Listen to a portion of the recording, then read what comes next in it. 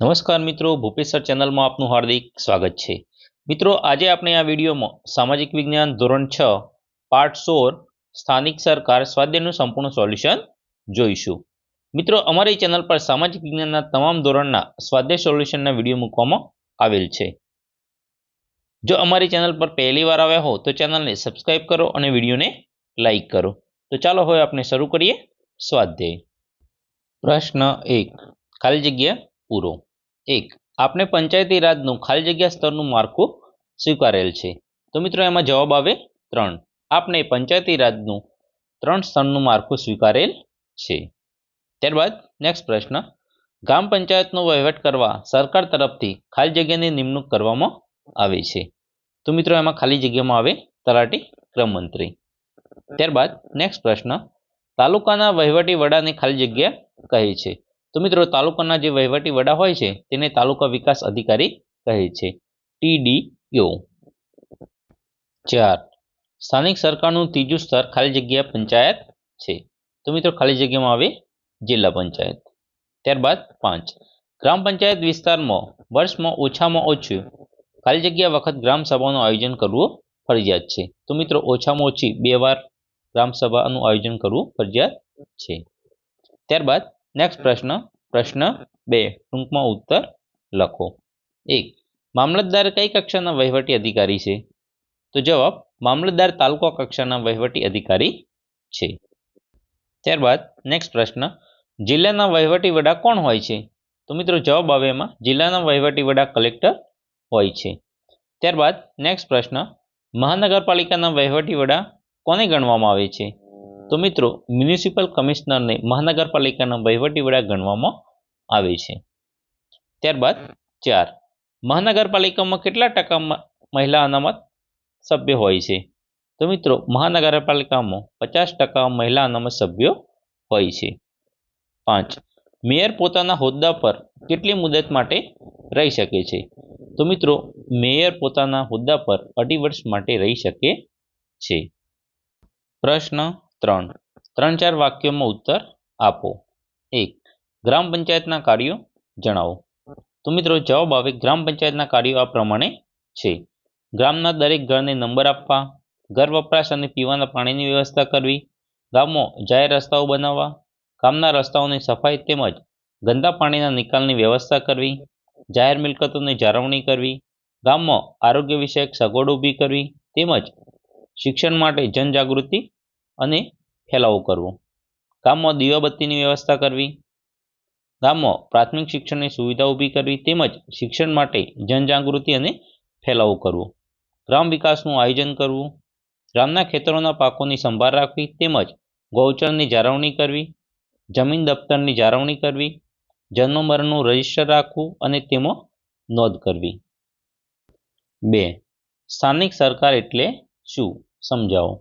પંચાયતી રાજમાં સ્થાનિક સરકારમાં મિત્રો 2 ભાગ છે, એક ગ્રામીણ પ્રશાસન અને બીજું શહેરી પ્રશાસન। ગ્રામીણ પ્રશાસનમાં ગ્રામ પંચાયત, તાલુકા પંચાયત અને જિલ્લા પંચાયત, અને શહેરી પ્રશાસનમાં નગરપાલિકા અને મહાનગરપાલિકા। સ્થાનિક કક્ષાએ લોકો મતદાન દ્વારા પોતાના પ્રતિનિધિઓ ચૂંટે છે।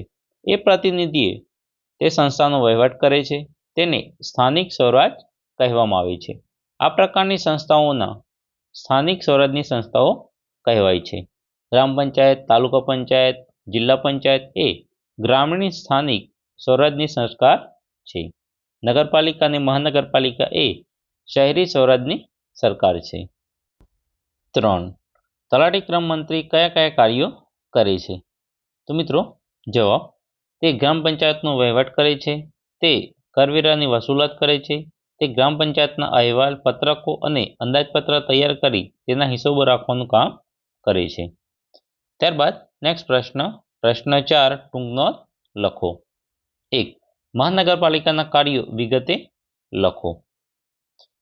જવાબ, મહાનગરપાલિકાના મુખ્ય કાર્યો નીચે પ્રમાણે છે: જાહેર સ્વચ્છતા અને જાહેર આરોગ્યની જાળવણી કરવી, શહેરના લોકોને પીવાનું ચોખ્ખું પાણી પૂરું પાડવું, ગંદા પાણીના તેમજ વરસાદી પાણીના નિકાલ માટેનું ગટર યોજનાની વ્યવસ્થા કરવી, શહેરમાં સાફ સફાઈ કરવી તેમજ ગંદા કચરાનો નિકાલ કરવો, પાકા રસ્તાઓ તૈયાર કરાવવા અને તેને સ્વચ્છ રાખવા, શહેરના રસ્તાઓ ઉપર દીવાબત્તીની વ્યવસ્થા કરવી, પ્રાથમિક શિક્ષણનો પ્રબંધ કરવો, આગ બુઝાવવા માટેના તંત્ર ઊભું કરવું, જન્મ મરણ તેમજ લગ્નની નોંધ રાખવી.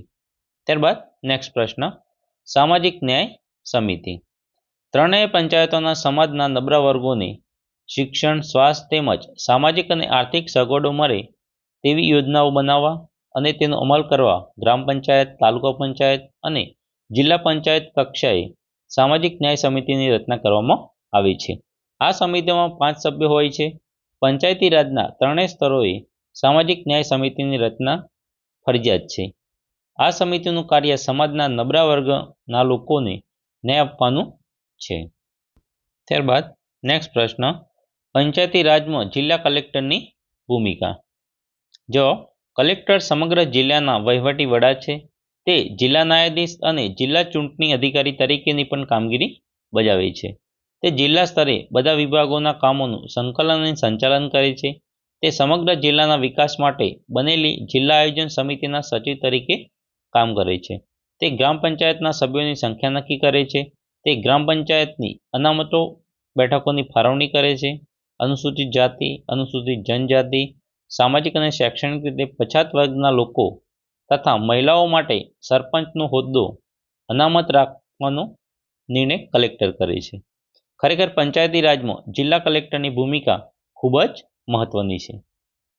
તો મિત્રો, આ હતું પાર્ટ 16 સ્થાનિક સરકારનું સંપૂર્ણ સ્વાધ્યાય સોલ્યુશન. જો મિત્રો વિડીયો ગમ્યો હોય તો વિડીયોને લાઇક કરો, કોમેન્ટ કરો અને તમારા અન્ય મિત્રો અને બીજા ગ્રુપમાં શેર કરો.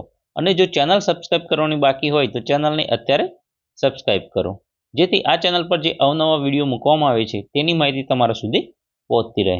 Thank you.